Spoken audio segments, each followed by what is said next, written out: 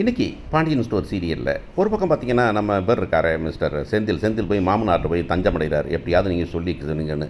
இந்த பொண்ணு தான் மீனா ஏற்கனவே சொல்லிடுச்சு, உன் கூட தான் நான் வரேன், எனக்கு ஒன்றும் பிரச்சனை இல்லை, ஆனால் நான் விருப்பம் இல்லாமல் தான் வரேன் அப்படிங்கிறத சொல்லிடுச்சு. அதுக்கப்புறம் போய் அவங்க அப்பா கிட்ட போய் அங்கே போய் மண்டி போட்டுட்ருக்கான்னு தெரியல அவன். அதான் சொன்னேன், இதெல்லாம் தன்மானம் இல்லாத ஒரு மனுஷன் அப்படிங்கிறது தான். இன்னொன்று வந்துக்கிட்டு புதுசாக படித்தா என்ன சொல்லுவாங்க, இல்லை என்றைக்கும் சோறு போடாத மகராஜ் சோறு போட்டால் தினமும் சோறு போடுற இவ விட்டுட்டா அப்படின்னு சொல்லிட்டு இந்த பண்ணுவாங்கல்ல, அந்த மாதிரி அவங்க அப்பனை விட்டுட்டார் அப்படிங்கிறது தான்.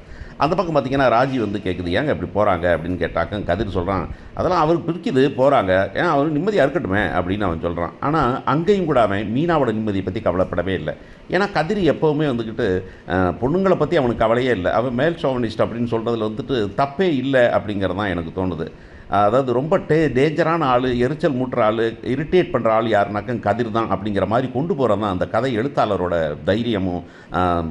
சொல்லப்போனால் வந்துக்கிட்டு ஒரு ஒரு ஒரு ஒரு வகையில் வந்துக்கிட்டு நான் என்ன சொன்னாலும் நீங்கள் கேட்பீங்கடா அப்படிங்கிற மாதிரி ஒரு கேரக்டரை அடித்து கொண்டு தூக்கி காரப்போகிறதெல்லாம் வந்துட்டு அவங்க அது ராசி போல் இருக்குது அப்படின்னு வச்சுக்கலாம். ஸோ அவன் வந்துட்டு சொல்கிறான், வந்துட்டு போயிட்டு போகிறாங்க அப்படின்னு. நீ ஏன் அதை பற்றி கவலைப்படுற, அவங்க முடிவு பண்ணுறாங்க, நீ ஒன்றும் கவலைப்படாத அப்படின்னு. அவன் எப்போவுமே அப்படி தான், ராஜி நீ ஒன்றும் கவலைப்படாத, நான் சோறு போடுறேன், சாப்பிட்டு நீ பாட்டில் கம்முன்று, நான் உனக்கு வேலை வாங்கி தரேன், நீ வேலை வாங்கிக்க, உன்னால் ஒன்றும் தனியாகலாம் பண்ண முடியாது அப்படின்னு பொண்ணை கேவலப்படுத்திக்கிட்டே இருக்கிறான்னு இருக்கான். இந்த பக்கம் பார்த்திங்கனாக்கா இந்த கட்டிசோத்தில் பூனையை கட்டின மாதிரி கொண்டாந்து இந்த சம்மந்தியை வச்சது மட்டும் இல்லாமல் மருமகளையும் கூப்பிட்டு வந்துட்டார். இப்போ வந்து பார்த்திங்கன்னா 2 பேருக்கு முட்டை கட்ட கூட தெரியல. கடைசியில் அந்த பொண்ணு முட்டையை கட்டுறேன் ட்ரை பண்ணி அது முடியாமல் போக உடனே வானா இல்லை நான் கட்டிடுங்க. அவன் உடனே வந்து அவர் சம்மந்தி இருக்கிறாரு, அவங்க அப்பா மயிலோட அப்பா, அவர் வந்து நான் பண்ணுறேன் அப்படின்னு சொல்லி முட்டையை போட்டு டபால்னு உடச்சி போடுறாரு அப்படிங்கிறதான் விஷயம்.